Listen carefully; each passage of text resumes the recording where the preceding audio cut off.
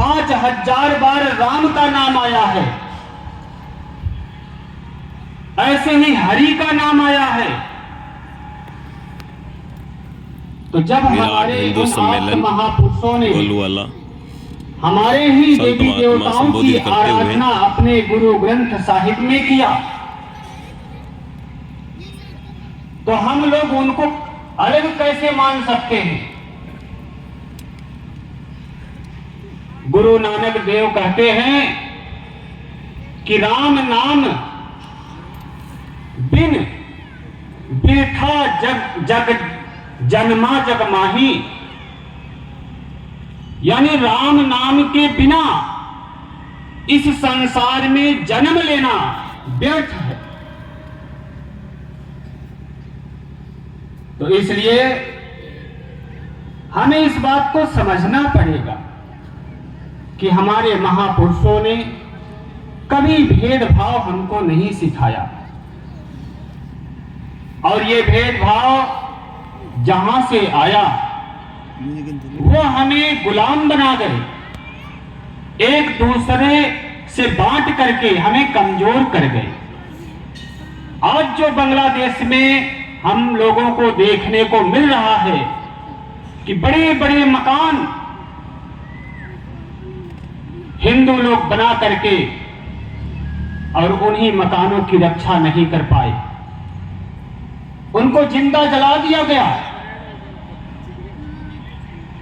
क्यों? क्योंकि हम अपने ही परिवार से विखंडित हो रहे हैं। एक भाई दूसरे भाई के साथ नहीं रह पा रहा है। क्षणिक सुखों की कामना से छोटी छोटी बात पर हम लोग आपस में लड़ रहे हैं, और परिणाम ये हो रहा है कि कोई कट्टरवादी, कोई विधर्मी हमें जब चाहे तभी तोड़ देता है। इसलिए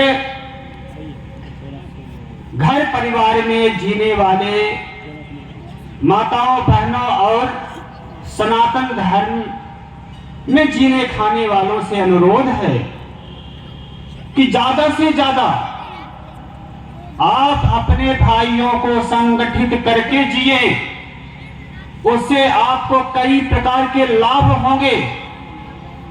पहला तो लाभ यही कि माता पिता अपने बच्चों को स्कूल में भेजते तो हैं, लेकिन घर पर वो पढ़ाई कर रहे हैं कि नहीं, इसका ध्यान नहीं दे पाते।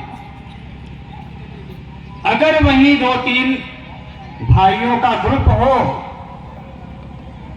तो उनमें से कोई न कोई उन बच्चों को जरूर टोकेगा कि तू पढ़ाई क्यों नहीं करता, अथवा किसी गलत आचरण पर उसे दंडित भी करेगा। लेकिन अकेले माता पिता वो अपने अपने कार्यों में व्यस्त होने के कारण बच्चों के क्रियाकलापों पर ध्यान नहीं दे पाते, और परिणाम यह होता है कि हमारे बच्चे हमी से विमुख हो जाते हैं। उनके अंदर जो मर्यादा, जो संस्कार, एकजुटता न होने का परिणाम है। इसी तरह अगर एक मकान में 4 भाई हैं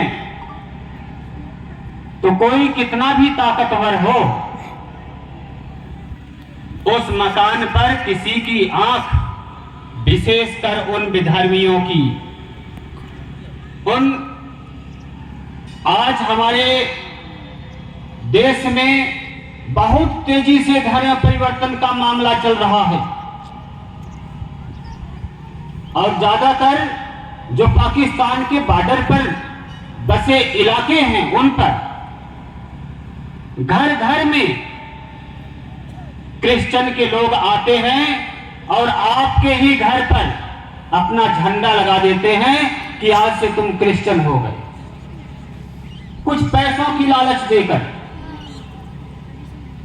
लेकिन आप लोगों को यह पता होना चाहिए कि सब कुछ बेचा जा सकता है, पर धर्म नहीं बेचा जा सकता। स्वधर्मो निधनं श्रेयो पर धर्मो भयावह।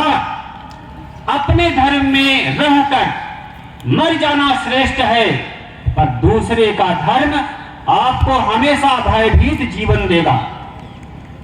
और जो धर्म भयभीत करता है, निर्भय नहीं बना पाता, वो धर्म है ही नहीं, वो केवल कट्टरवादिता है।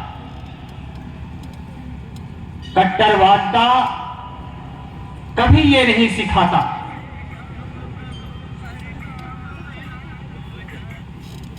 इसलिए हम यही दो शब्दों के साथ अपने वाणी को विराम देते हैं, क्योंकि समय बहुत कम है और हमारे वक्ता भी आप लोगों को अपने अपने मनोगत विचार रखेंगे और आपका उत्साह वर्धन करेंगे। बोलिए भारत माता की जय। जय जय श्री राम। जय जय श्री राम।